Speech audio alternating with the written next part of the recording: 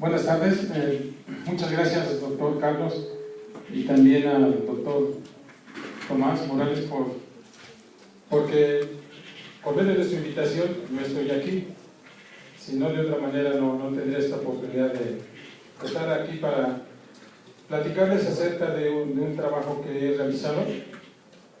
Este trabajo no se refiere al río Zaguapa, se refiere a la cuenca, al agua subterránea del acuífero de Huamantla. Yo espero que al final, ya casi al final en las dos últimas diapositivas, podamos ver dónde puede encajar lo del cambio climático. Entonces, con esa anticipación, pues voy a iniciar con la charla. La siguiente, por favor.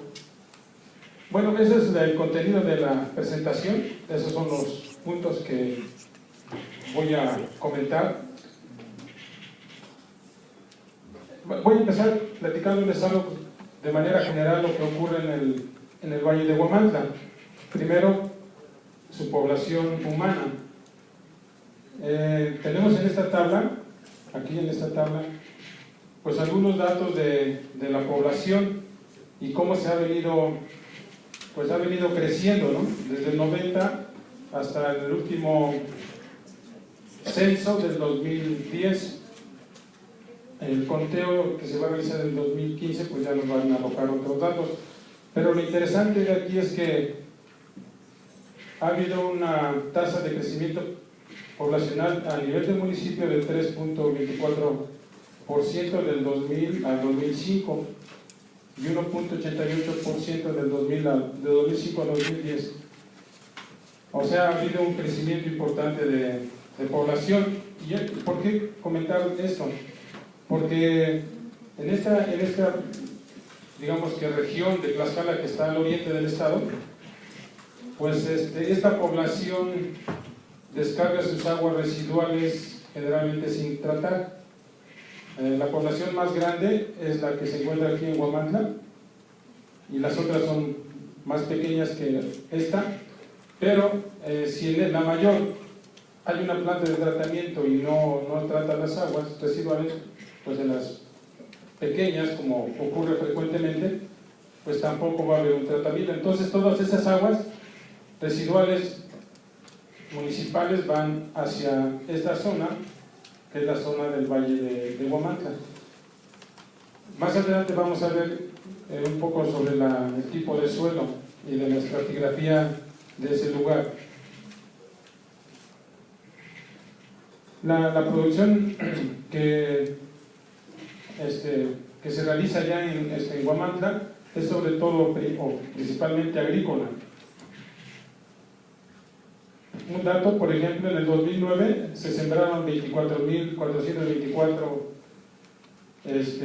hectáreas y en el 2011 26.551 hectáreas. Aquí vemos en esta gráfica el comportamiento de ese uso de suelo, ¿verdad? Para fines agrícolas.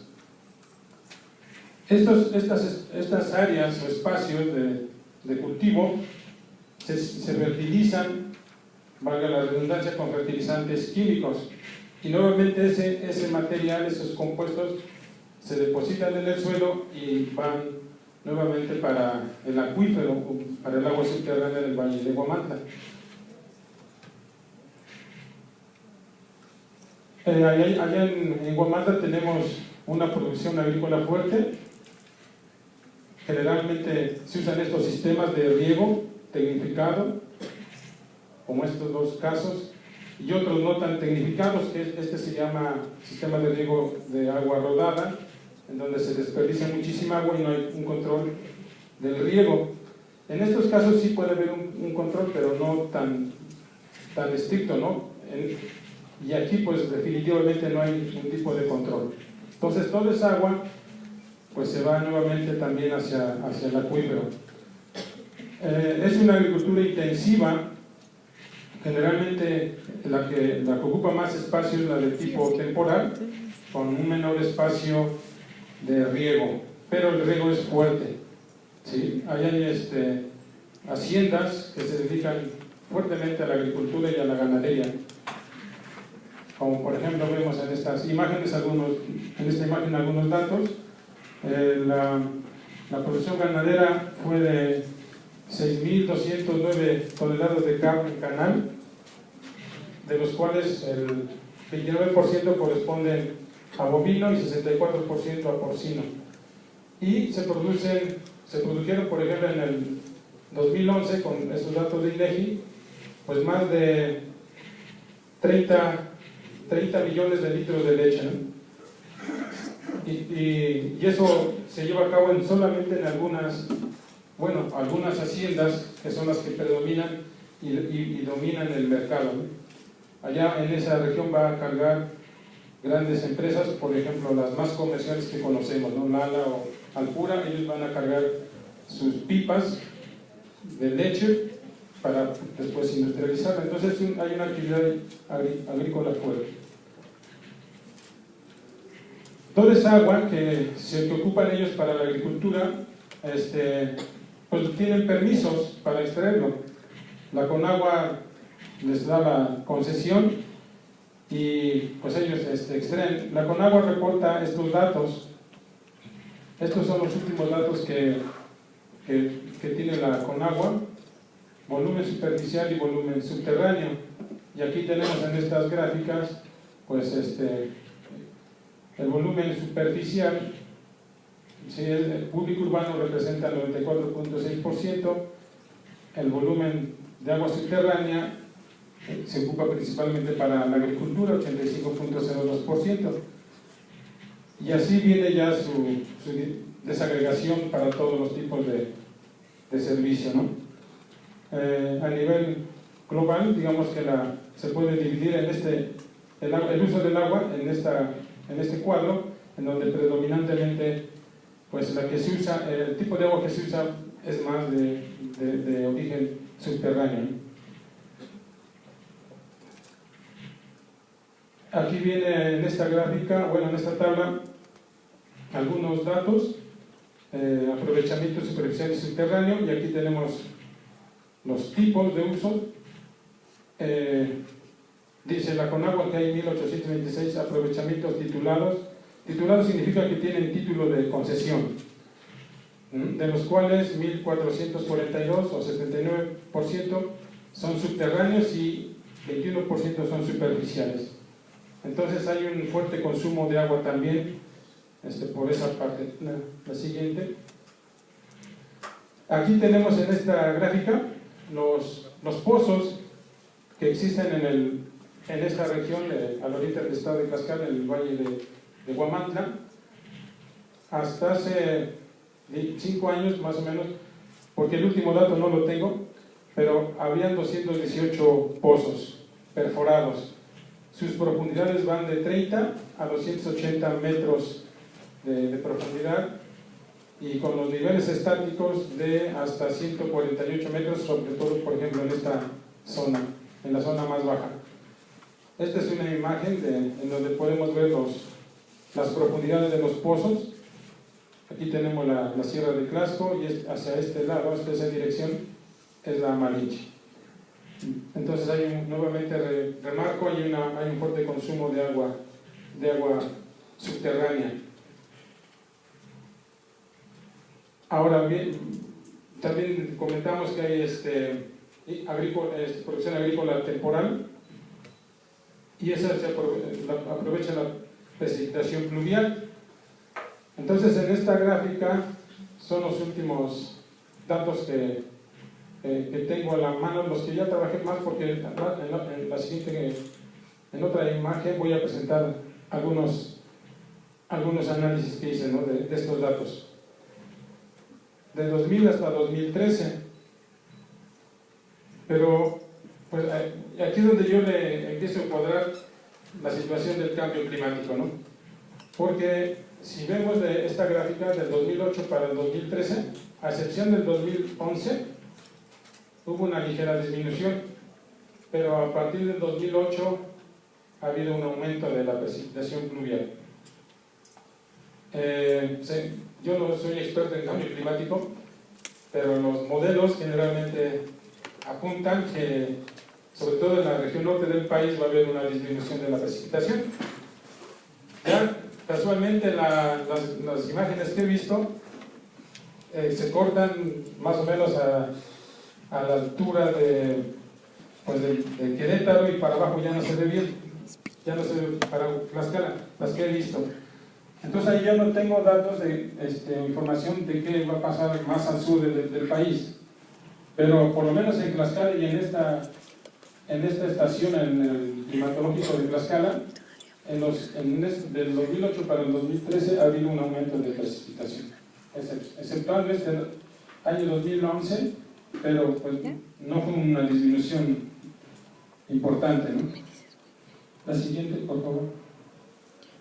Estos son un análisis no tan profundo que hice de esos datos del 2010 al 2013. Aquí clasifiqué los eventos pluviales a cada 5 milímetros, y aquí en cada año fui contando los eventos. Por ejemplo, en el 2000 hubo 61 eventos con 5 milímetros o menos, y así me fui hasta el 2013. Entonces la gráfica que me da de la precipitación pluvial contra la frecuencia de ocurrencia de los eventos pluviales es esta, que pues no es nada normal, ¿verdad? No tiene una distribución normal. Generalmente podríamos esperar que sea así la curva, pero en este caso abundan más los eventos menores de 5 milímetros. Y esos eventos menores de 5 milímetros pues no van a tener ningún efecto en el balance de agua que se hace, porque la evaporación es también fuerte y llega a tener valores de 3.5 milímetros hasta 4.5 milímetros hemos medido en esa zona. Entonces ahí es donde yo le empiezo a cuadrar, porque cuando me invitaron a dar una plática aquí y se refería al cambio climático, yo me fui por esta parte, y más adelante les voy a presentar un modelo de simulación en donde podemos meter las variaciones o el efecto del cambio climático en la precipitación pluvial para poder calcular o estimar la recarga del acuífero y la contaminación del agua subterránea. Un poquito del acuífero de Huamantla. Aquí tenemos la Malinche. Toda esta zona, así como en amarillo o cremita, es el valle, son las partes más bajas de la Malinche. Todo eso son tipos de suelo, son suelos de tipo fluvisol, son abanicos fluviales que se han transportado de la zona alta de la Malinche hacia el valle. Es material no diferenciado, quiere decir que pues es un material suelto, es altamente permeable. ¿Sí? Más adelante vamos a ver algunos datos de la conductividad hidráulica, y son datos pues que nos indican que es un material muy permeable. Esta es una gráfica una imagen de la estratigrafía. Lo publicó Castro, Boeva y Zip en 2007. Es lo más completo que he visto de la estratigrafía del valle de Huamantla. Y aquí vemos en esta partecita, la parte más oscura, pues nos dice ahí que son flujos de cenizas, ¿no? Y son ese tipo de materiales, son depósitos de cenizas que son altamente permeables. El modelo que les voy a presentar más adelante se basa nada más en esta partecita hasta 1 metro de altura o de profundidad del suelo. Sí, pero es interesante ver que pues la mayor parte de la estratigrafía está pues formada con pomes, ¿no? Pomes y sobre todo cenizas y lahares. La siguiente, por favor. Entonces, con base en lo anterior, lo que nos interesa de manera particular y les quiero compartir es saber cómo se mueve el nitrato a través del suelo y de esta manera contribuir al conocimiento de la contaminación del acuífero por este compuesto, para lo cual es necesario cuantificar la conductividad hidráulica saturada e insaturada del suelo y la movilidad de nitrato en columnas de suelo inalterado. Todo lo que presenté anteriormente es como una revisión, un marco teórico. Entonces ahorita les voy a presentar resultados del trabajo. Esto es lo que realizamos: cuantificar la conductividad hidráulica saturada, la textura, densidad aparente, volumen total de poro, curva de retención de humedad, conductividad hidráulica insaturada o en función del contenido volumétrico de agua en el suelo, todo esto en el suelo. Y después hicimos pruebas en columnas, extrajimos núcleos de suelo inalterado, hicimos las pruebas en columnas y planteamos un modelo de simulación. Entonces, para la conductividad hidráulica saturada, utilizamos un permeámetro como el que se muestra aquí. Este permeámetro se basa en la ley de Darcy para flujo de agua en medios porosos, ¿sí? Y para ello utilizamos, o bueno, más bien extrajimos cilindros de 100 centímetros cúbicos de suelo a cada 5 centímetros de profundidad. Este es el aparato y así funciona, ¿no? Aquí entra agua y por estos vasos comunicantes el agua fluye hacia arriba y aquí se va midiendo la cantidad de agua que pasa. Entonces lo que se mide es la conductividad hidráulica saturada del suelo. La siguiente, por favor. Para la textura utilizamos el método del hidrómetro de Boyujos y seguimos pues con lo que nos marca la metodología, ¿no? Este es el hidrómetro, es un bulbo que tiene en esta parte esferas pesadas que hace que floten a la vez. Este aparato flota cuando tiene líquido y dependiendo de las partículas que tiene el líquido va a flotar. Entonces, por medio de la ley de Stokes calculamos la textura, ¿sí?, del suelo y luego también calculamos la densidad aparente por el método del cilindro. Usamos cilindros de este tipo de cilindros también lo usamos para la conductividad hidráulica saturada en el termómetro. También calculamos el volumen total de poro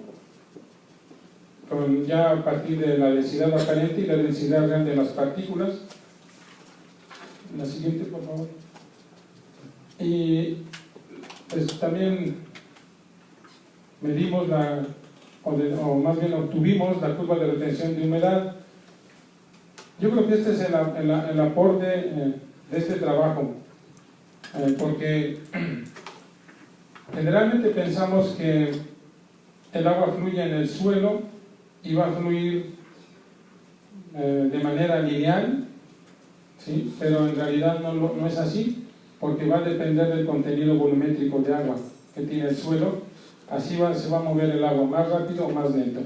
Entonces, por medio de la curva de retención de humedad, nosotros calculamos esa conductividad hidráulica en función del contenido volumétrico de agua, y para ello también obtuvimos muestras de suelo, ¿sí?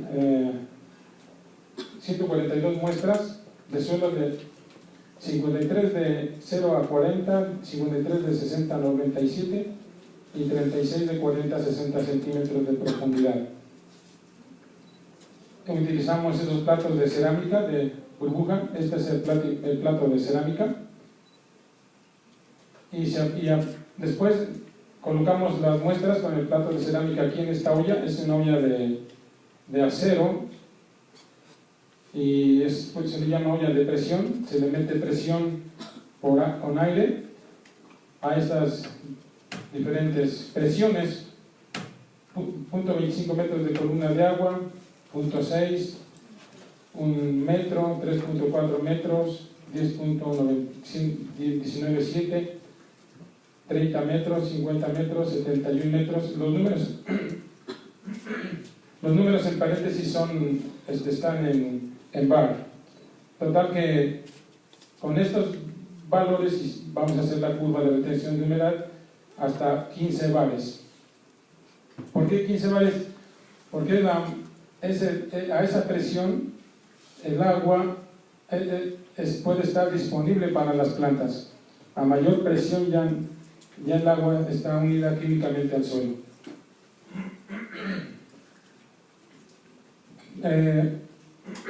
Las muestras permanecieron en la olla de presión hasta que se alcanzó un equilibrio, y ya después, cuando se alcanza el equilibrio, se sacan estas muestras que aún tienen agua, a estas, por ejemplo, a 0.25 metros de altura de presión, pues todavía tiene agua en la muestra.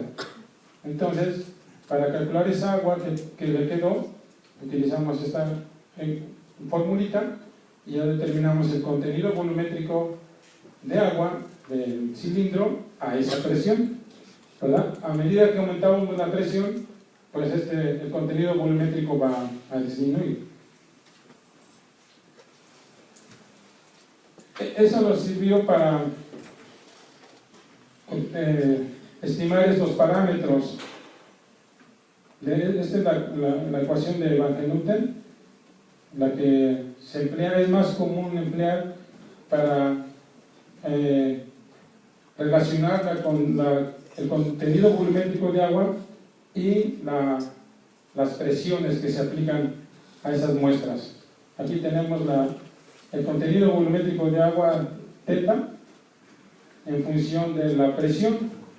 Entonces, con los datos que se obtuvieron y aplicando esta ecuación, obtenemos estos parámetros: alfa, n, m, θs, que es el contenido volumétrico de agua saturado, cuando el suelo está saturado, y θ su índice R cuando el suelo ya, digamos que se le aplicó la máxima presión y aún tiene pues agua residual, por eso tiene su índice R. Entonces, para ello no lo hacemos el Excel, sino utilizamos este software RedCell versión 6.0, metemos los datos y nos da estos parámetros que a la vez o después los empleamos para obtener la función de la conductividad hidráulica, o la ecuación de la conductividad hidráulica en función del contenido volumétrico. Estos parámetros M que tenemos aquí los aplicamos aquí. Θ mayúscula es igual a este cociente, ¿verdad? Ks es la conductividad hidráulica saturada. Entonces, con el modelo de la conductividad hidráulica desarrollamos este modelo de simulación para el flujo de agua en columnas. La siguiente, por favor. Y entonces las columnas, lo que hicimos fue extraer columnas de un sitio de allá del Valle de Gomantla, que fueron columnas inalteradas. ¿Qué quiere decir eso de inalteradas? Es una forma de extraer suelo sin cambiarle sus propiedades estructurales, así como está en el campo.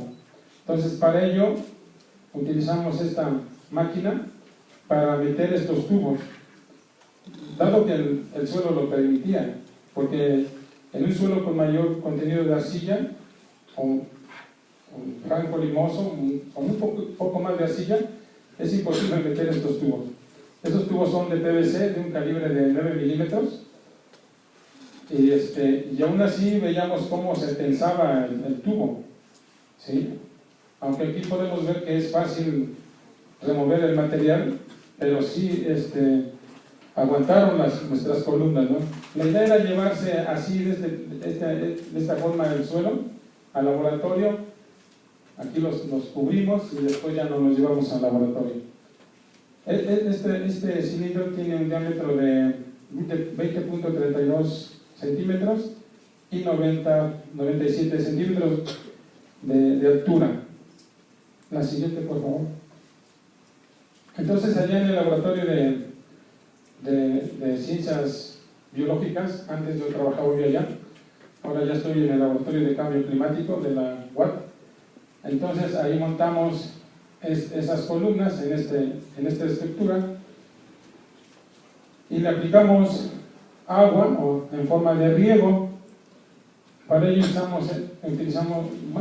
diseñamos este sistema. Por aquí tenemos este recipiente, este cubo que es de color rojo, y aquí aplicábamos el agua, estas cajas de acrílico, que son estas, quizás no se noten claramente, pero aquí en esta parte las tenemos, y regulábamos la caída de la gota. Más adelante les voy a presentar cómo. El asunto es que le aplicábamos así de esta manera el riego de las columnas, y el agua que sobraba, aquí nuevamente la rebombeábamos. La siguiente, por favor. Entonces aplicamos una lámina total de agua de 642 milímetros.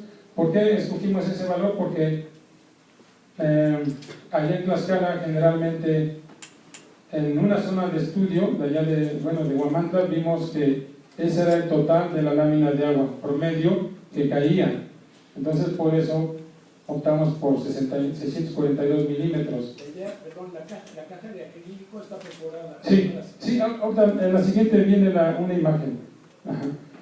Entonces, la duración del experimento fueron 189 días y lo aplicamos en 44 riegos de 14.6 milímetros. Pero aquí lo interesante es, nosotros elegimos esta intensidad, 53 milímetros por metro.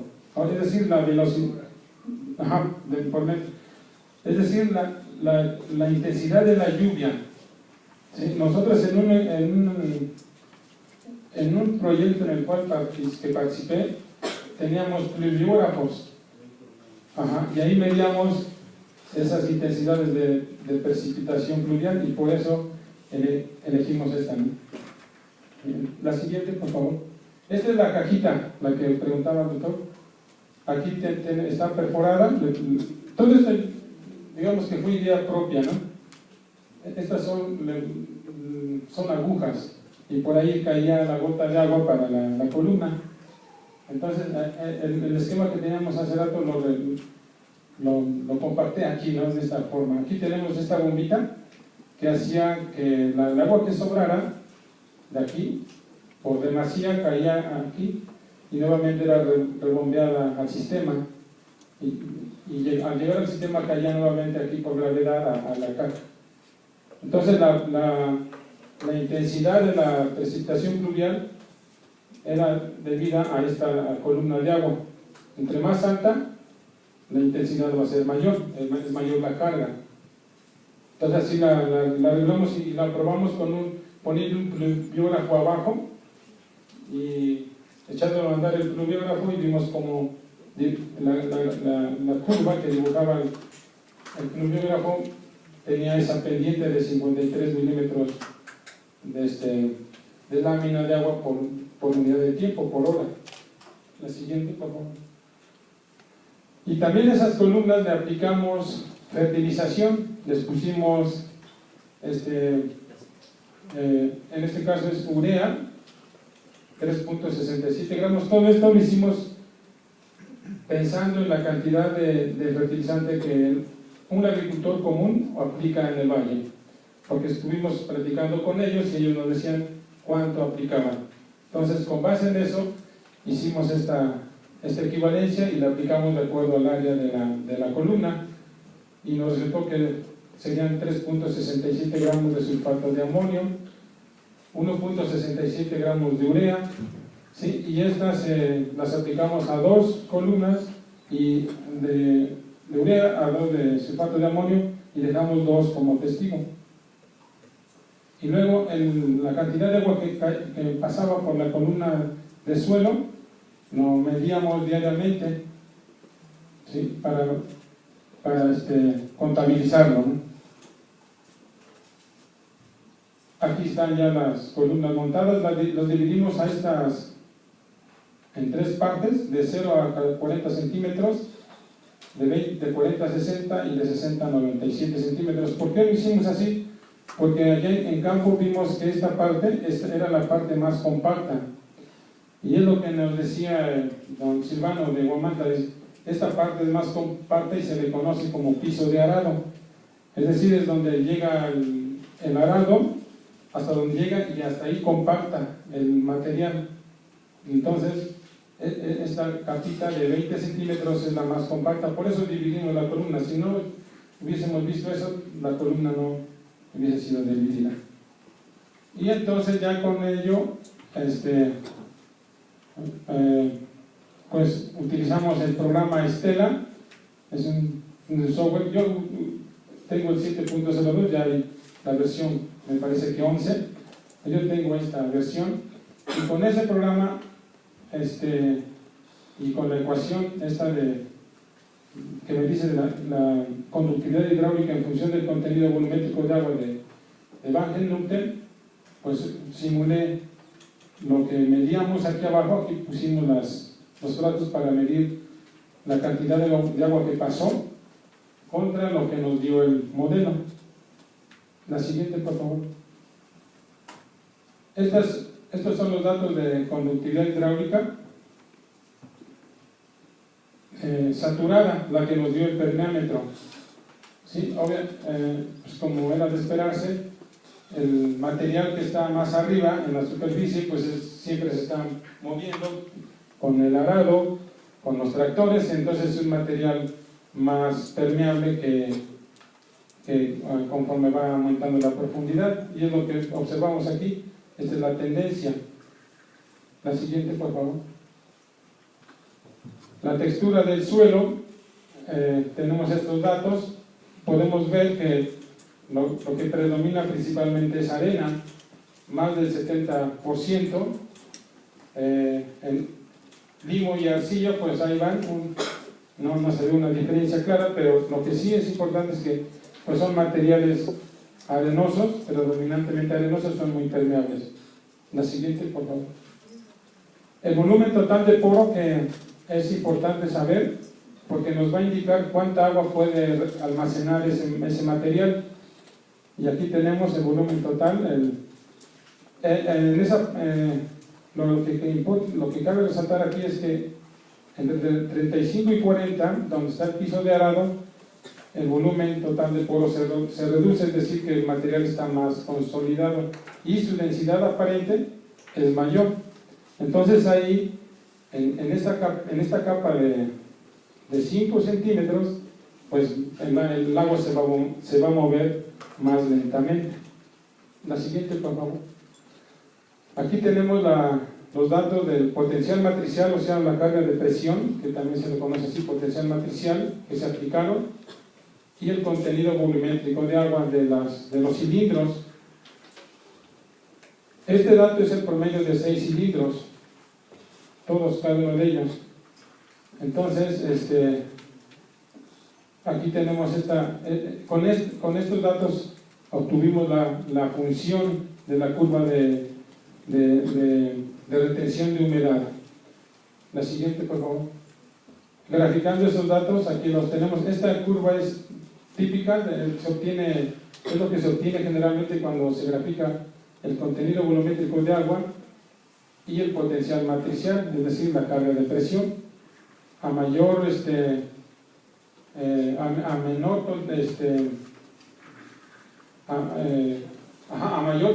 mayor potencial, menor contenido volumétrico de agua. Aquí tenemos los valores más altos de la presión y aquí tenemos los valores más bajos. Entonces sigue esta curva. La siguiente, por favor. Luego, bueno, ya con esos datos calculamos los parámetros que les comentaba yo, NM, KS ya lo habíamos calculado, alfa también lo vamos a calcular lo calculamos con este programa. El programa, el RED, es Retention Curve, pues nos puede dar algunos datos sin necesidad de meterle información. O sea, solamente con algunos parámetros, por ejemplo, con la KS nos puede dar todo esto.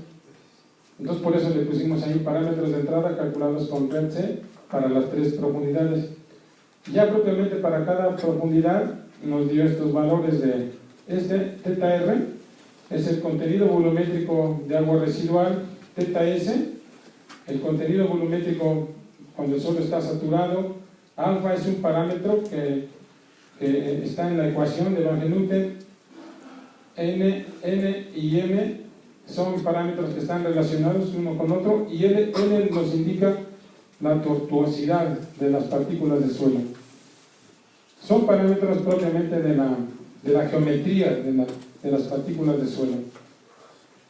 Entonces, con estos parámetros que tenemos aquí, que nos arrojó este programa, también tienen la opción de esta aplicación Rosetta Lite, pero nosotros nos basamos con lo que nos dio RED-C para el modelo de simulación. La siguiente, por favor. Aquí tenemos lo que nos dio el modelo RED-C y lo que observamos y lo que calculamos, ¿verdad? Aquí tenemos el potencial matricial, aquí tenemos el contenido volumétrico de agua que obtuvimos con las ollas de presión, y esto es lo que nos dio el modelo. Entonces tenemos un coeficiente de determinación importante, ¿eh? A excepción de esa profundidad de 60 a 97 que bajó a .60, pero en las otras dos el modelo RED-C pues nos da una buena estimación de los parámetros con los datos observados. La siguiente, por favor. Esta es una gráfica en donde también se relaciona el contenido volumétrico de agua con el potencial matricial, parecida a la anterior donde teníamos los puntitos aquí. La siguiente, por favor. Entonces, ya esos parámetros los sustituimos aquí en las ecuaciones de Van Genuten, y estas son las ecuaciones que utilizamos para construir el modelo de simulación. ¿Sí? Yo creo que esa es la parte más importante y el aporte de este trabajo, el haber hecho esta estimación de estos parámetros para poder tener digamos que una cuantificación más real de cómo se mueve el agua a través del suelo. La siguiente, por favor. La siguiente. Aquí tenemos en esta gráfica ya los resultados del riego y lixiviado del experimento en columnas. Aquí estas son 6 líneas que van siguiéndose, son las de las líneas de las 6 columnas, y aquí abajo tenemos el tiempo en días que duró el experimento. Aquí tenemos el volumen del lixiviado que pasó en la columna. Esta línea es la lámina de riego que aplicamos constantemente a diferentes días. Y vemos que, bueno, al principio, en esta fase, digamos, cuando empezamos a obtener lixiviado, que fue a los 42 días, ¿sí?, hasta unos 60 días, vemos que aquí no sigue un patrón. No sabemos por qué, porque después se estabilizaron y ya siguen el mismo patrón. Podemos suponer que aquí se deba a que, pues, porque en este lapso no hubo lixiviado hasta los 42 días, por eso lo marqué aquí. Entonces aquí no sé si el sistema se estaba estabilizando o era inestable. El asunto es que así obtuvimos estos datos, y son datos que medimos. La siguiente, por favor. Ahora, en cuanto al nitrato, pusimos también nitrato en las columnas, y aquí tenemos los resultados en miligramos. Esta columna es la columna 3 y es la que obtuvo, bueno, obtuvimos hasta 3.707 miligramos en total que se lixiviaron en la columna. y esta de sulfato de amonio. Estas dos son de sulfato de amonio, estas de urea, y estas son los testigos. Estas cantidades de nitrato que obtuvimos aquí, pues le atribuimos a que es el nitrógeno que tenía el suelo cuando iniciamos la prueba. La siguiente, por favor. Aquí tenemos fracciones de la cantidad de volumen de riego que se exhibió. Lo interesante de esto es que más del 50% de riego se exhibió. Más del 50% que aplicamos. La siguiente. Y aquí tenemos las concentraciones de nitrato que medimos en los recipientes que pusimos abajo de las columnas, y podemos ver que hay concentraciones de hasta 700 miligramos por litro. La norma marca, para que nos demos una idea, marca 44 miligramos por litro de nitrato. Ese es el límite máximo. Y pues nosotros medimos estos valores. Ninguno, bueno, pocos podrían cumplir con esa norma, ¿no? Con lo que establece la norma. Y eso ocurre a 1 metro de profundidad del suelo. La siguiente, por favor. Y este es lo que yo les vengo a presentar. Todo eso, lo que se hizo anteriormente, fue para proponer este modelo de simulación. Desafortunadamente aquí tenemos esta caja es la variable de estado, ¿verdad? Del modelo. Con esta cajita, en el modelo, en el software, ahí es donde se mete la variable de estado a medir o a simular. Estas como llaves me indican o me sirven para controlar lo que yo quiero que en la variable de estado me mida. Luego, por lo tanto, aquí entra a la caja y va a salir y sale también. Entonces, si yo aquí meto una cantidad, ¿no? Y saco la misma cantidad, no va a haber cambio en la variable de estado, porque la entrada va a ser igual a la salida. Bueno, aquí podemos ver que aquí en esta caja, en la primera, en la SEAM, una altura de 0 a 40 centímetros, metimos lo que es esta llave, y es para meter el riego. El riego, que es lo que sería la precipitación pluvial. Aquí tenemos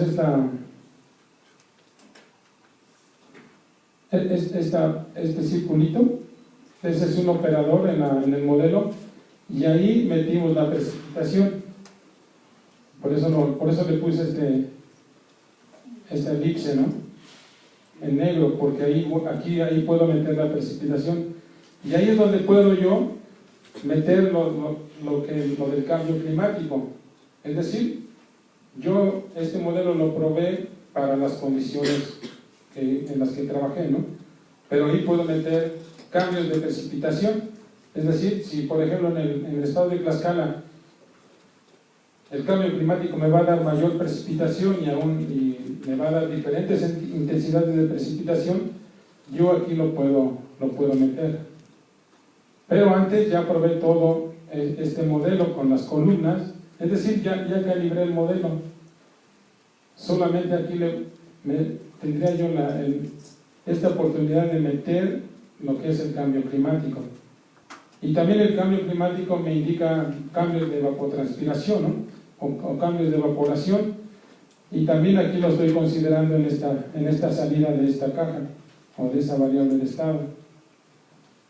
Entonces, más adelante les voy a presentar los resultados que me dio el modelo con lo que obtuve de las pruebas en columna, y con eso digamos que me doy por satisfecho de que mi modelo pues sí sirve. Además, este modelo lo estoy probando con otro software que se llama Hydrus. Es un modelo comercial y también me está arrojando los mismos resultados.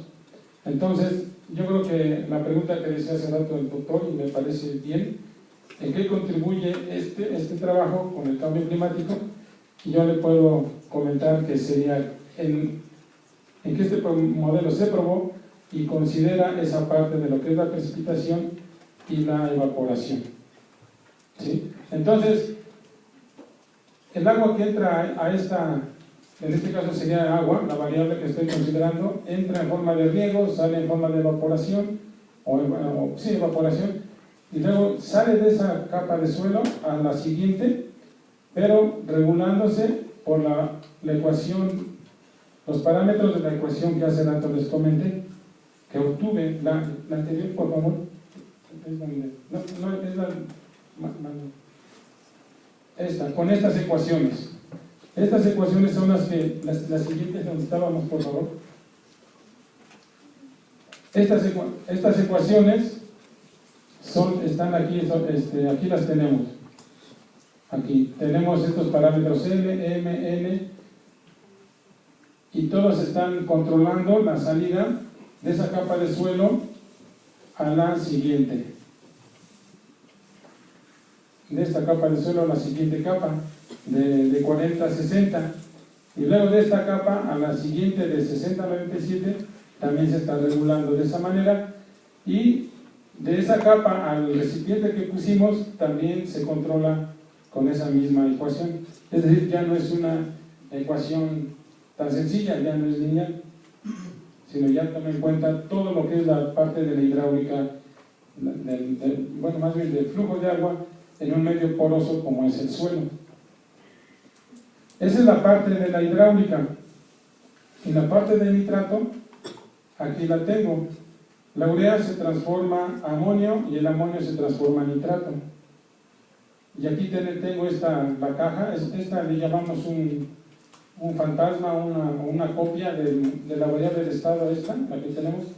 Por eso tiene aquí, digamos, en forma discontinua la cajita, y está afectando la salida o más bien el movimiento de urea de la capa 1 a la capa 2 y a la capa 3, y luego de la columna al recipiente.